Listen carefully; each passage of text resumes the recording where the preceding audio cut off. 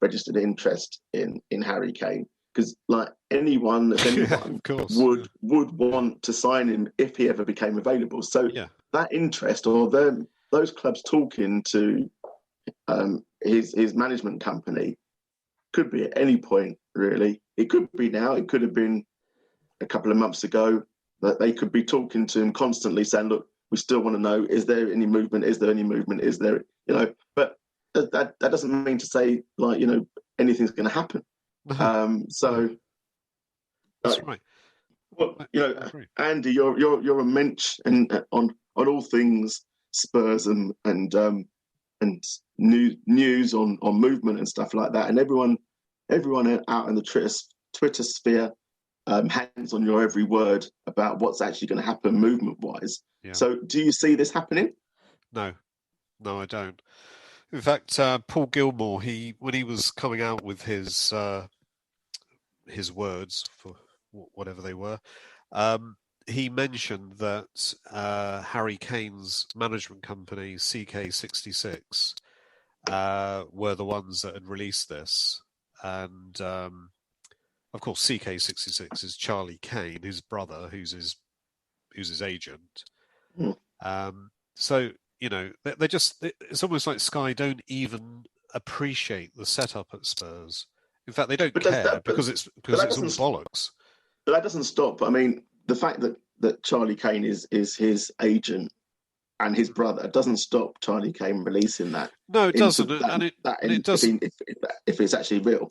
And it doesn't stop Kane actually saying to his brother, I'm really pissed off at Spurs because things aren't going very well. I think that would be totally natural for him to say that. But it doesn't mean he's going to leave. It just means he's really pissed off. We're all pissed off. We can't leave. We can't get a transfer. But is that Harry Kane via his agent or via his brother testing the water by putting that out in the media and to see what reaction? You could have a phone call from a newspaper, from Sky or whoever. They could ring up Charlie Kane. They could say, "Is Harry looking to leave?" And he could say literally anything, and they would take it as whatever they want it to be. So he could say something like, "Yeah, Harry's not very happy with what's going on in the club," or whatever. I don't know why he would say that, but if he did, then they could just turn that round, and it could be, I mean, I don't even know why this has to go via Sky. I mean, if if Charlie Kane was looking to sell Harry on to somewhere, then I guess he'd talk directly to the other clubs or their intermediaries. But he is talking to the other clubs. That's what Sky are claiming. Yeah. But why does Sky know about it? Why does Sky know about it? Why does that have to happen? Because if Sky don't know about it, what are they going to talk about? They need to have some news. And why do they have to know? Why should they be privy to that? But we know that Man United and Chelsea and Man City, very much have the media as their news outlet, very much like Marca is the news outlet for Real Madrid. So this is true, yeah. But the other side of the coin is that Levy won't sell him. He's already told the press that he's not for sale. But we all know that Levy has a price for everyone. I'm sure he has a price, but no one's going to pay that price, are they? And of course, Harry would want to leave. He's going to have to want to leave for that price to go through. Yeah.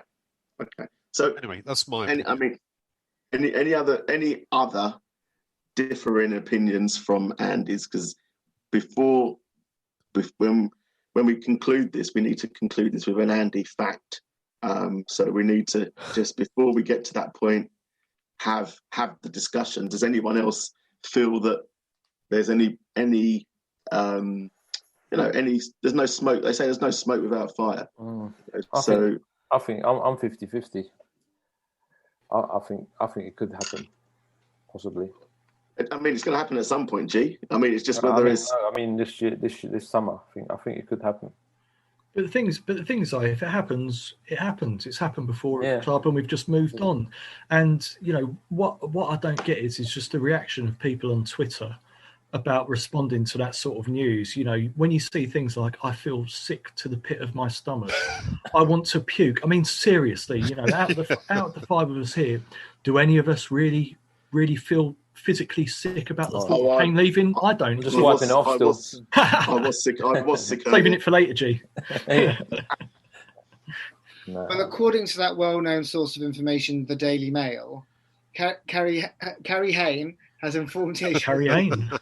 his other brother, his cousin, has informed HSBC he wants to quit the club this summer. The club feel no one will get close to the £150 million bid it would take for them to even consider selling the striker. Well, this is it. And this is it, isn't it? You can make this story up and it just put a big boundary right at, that is unattainable. But I think that's where it falls over. I don't think that Levy would sell him for 150 million anyway. No, I think he'd want a lot more. And I think the problem with these stories is actually they're kind of just plucking a ballpark figure out of the air that they think might be something that Levy would entertain, whereas I think Levy would want and expect a whole lot more than that to part with someone of Harry Kane's ability, because he what he brings to the club. Well, I hope this is what Levy sees anyway. Who knows?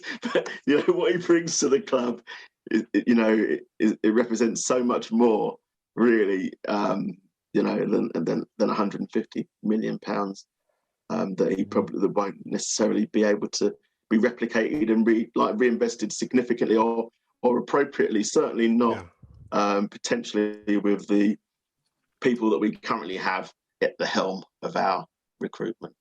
But this is the thing. I think Levy's probably reflecting on previous experience of handling a big wedge of money that's come in. He's going to want probably 250 million for Kane, because he knows that he spunks 89 million up the wall with all the bail money on a load of shite. What the hell's going to happen if he goes to the kitchen? Yeah, exactly. Yeah, so he's going to have to want 250 million quid, because he knows that if he buys 15 players, only one or two of them is actually going to be any good. But I mean, in the current circumstances, the current pandemic sort of situation, and that I can't see the club. I agree with Andy. Again, I agree with Andy, and I feel sick to the pit of my stomach just even agreeing with him. The thought of it. It's nauseating, isn't it? Yeah. It is. It's horrid. I've got to go. Be sick. But unless someone's going to stump up 150 or 200 mil, Kane's not going to go anywhere. The only way Kane will go is if he throws his toys out of the pram to engineer a move. But I can't see that happening. But we've seen it before, haven't we? Players that butter wouldn't melt. That's right. Everybody has their tipping point, don't they? And it might be tomorrow, it might be the day after, where Kane just loses it. Exactly. But one interesting thing I saw earlier as well, just on Twitter, that somebody made a comment that Michael Owen left Liverpool. Yeah, he was Mr. Boyhood hero, man and boy, Liverpool. And they went on to win things after, Owen moved on. It's just it's the circle of life, isn't it? Yeah. Things happen. It's a bit like when Bale left, we went on to... Oh, no, we didn't, did we? Well, when Coutinho left Liverpool, they spent the money well. If you spend the money well, no problem. But that's the problem with us.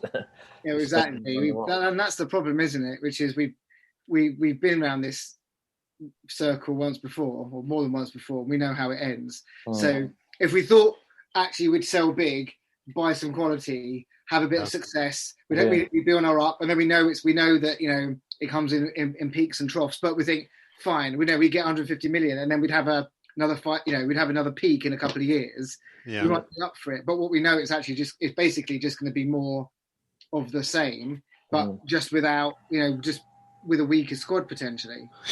But this is the thing. Kane's not going to be kicking a football forever. You see the reaction on Twitter. What's going to happen if he did stay at Spurs until he was 35, then he decided to retire? Everyone will be crying because he's 35 years old and you stupid old bastard. Why can't you carry on playing? You're so selfish and this and that. It's things just naturally peter out, don't they? What will happen, Jay? What will happen at that point is that if Levy is still there, that he would get 150 million. ripped to shreds for not having selling sold him. Kane. Exactly. At a point where we could get enough money to reinvest to rebuild the squad. So it's basically it's a no-win situation, and he would then go down as being one of the 87, I think we're up to 87 players that have left and gone on to win, left Spurs and gone on to win trophies. Actually, Steve, here, there, and everywhere. Steve, you've unknowingly convinced me that he should go now. I think that's what I'm here He's for. got bad I'm ankles as well. I mean, I'm here to play devil's advocate. Well, this is. Do you know what? And we do joke about this, but someone was saying, "Oh, you know, he's been like blah blah blah. He needs to go. You know, like he's not. We've had another season where we've not achieved what we should have done, and you've been lied to, and all this sort of stuff, and we've not achieved what we should have done, and you know, the season fell apart when you had your massive injury." Hello. You know what I mean? That was part of the problem. You know, so he was part of the problem because he's always fucking getting injured. So, you know, we're never able to build on anything because he always has these injuries. And it is a bit Groundhog Day, but yeah. Always. So, but anyway. And he spends too much time in defence as well. So he's a striker. He does. Yeah. Ultimately... Do you know, I just wish he'd get out of our fucking club. Just 20 million will do. Just get him out. Free transfer, get rid. Is that a pod position? Are we going to take that now formally? Harry Kane, get out of our club? Is that... Someone posted on Twitter. That's the title of the pod anyway. Harry Kane, get out of our club. We'll tag Andy on that anyway so he can get all the shit. Yeah. Oh God! Can you imagine if the next, 2 days time it ends up on the Daily Mail tweeting is like, oh my God, yeah, we said it, and now even fans are calling for it. You'd be called on taxi for leaving. If I find out that the Daily Mail are listening to our pod, I'm shutting the pod down. I tell you, I don't want the Daily Mail as our listeners. You'll be on Sky Sports News next week. Yeah. We'll literally take our laptops outside the stadium and set fire to them in front of everybody. Like, no, this is evil computer. Work. Set fire to them. Okay, so summary then. We basically feel that that's lies in terms of Kane leaving this summer. I think. No, it's not lies, Steve. It's just complete bollocks. Okay, cool. Excellent. Okay, so shall we we'll move on. So G, we obviously, as I said, we've had you on before, but since you've been on now, the shop's up and running. So how's it going? I know obviously we spoke about Saturday, the